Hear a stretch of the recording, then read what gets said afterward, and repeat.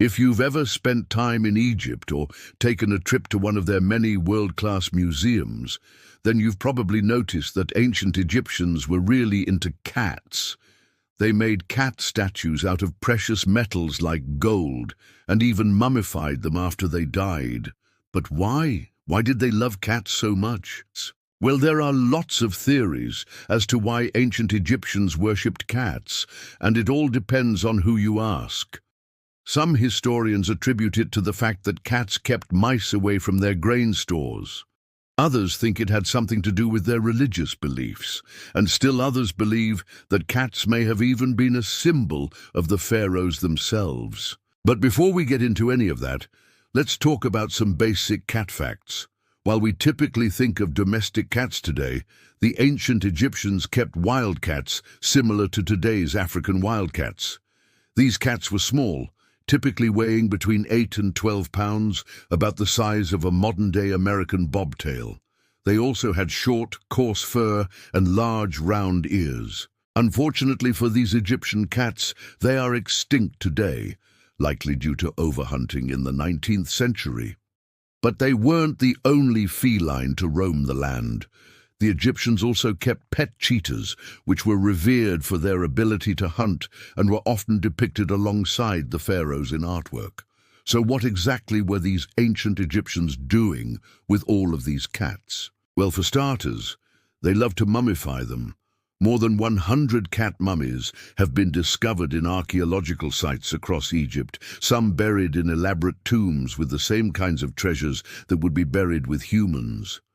Most of these cats aren't believed to be pets, however, but sacred animals that were perhaps sacrificed in religious ceremonies. You see, ancient Egyptians believed that cats could take on many forms, including human, animal, and even bird. They also thought that cats could bring good luck and protect people from evil spirits.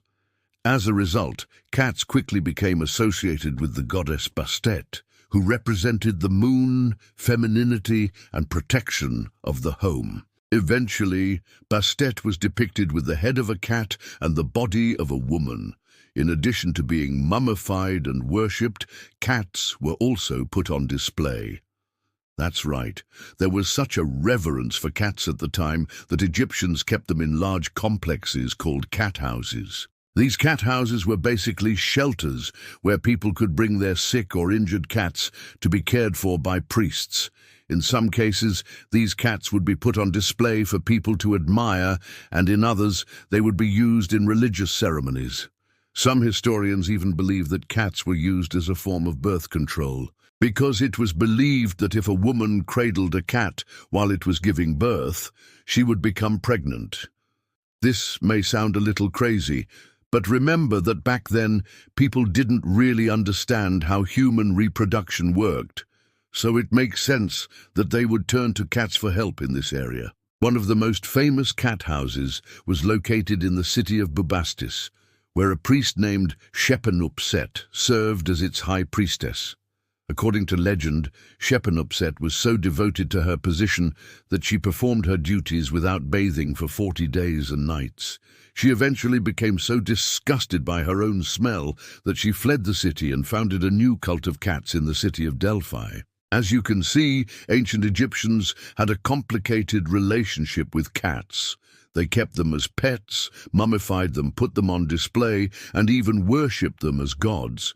So the next time you see a cat, just remember that they have a long and complicated history that stretches back thousands of years. Did you learn nothing? If so, click here to watch this video again. Or click here to watch this video, click subscribe and like this video, and thanks for watching. See ya.